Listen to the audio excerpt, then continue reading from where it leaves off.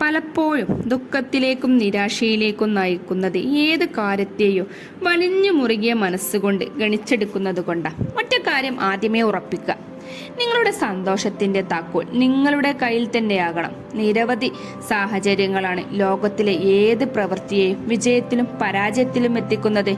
ഒരാൾ വഴി ചോദിച്ചു കാറിൽ പോകുന്നു എന്ന് കരുതുക. വഴിയിലെ സൈൻ ബോർഡ്, അയാൾ സംശയം ചോദിക്കുന്ന ആളുകൾ, ഗൂഗിൾ മാപ്പ്, മൊബൈലിന്റെ ചാർജ്, റേഞ്ച്, വാഹനത്തിന്റെ അവസ്ഥ തുടങ്ങിയ ഒരുപാട് സാഹചര്യങ്ങൾ അയാളെ ലക്ഷ്യത്തിലെത്താൻ സഹായിക്കും.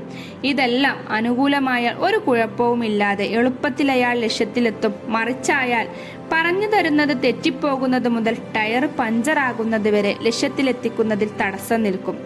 അപ്പോൾ വിജയിച്ചാലും പരാജയപ്പെട്ടാലും അയാളല്ല അതിന് കാരണം, ആ സാഹചര്യമാണ്. അത് അനുകൂലമാകുമ്പോൾ വിജയിക്കുകയും പ്രതികൂലമാകുമ്പോൾ പരാജയപ്പെടുകയും ചെയ്യും.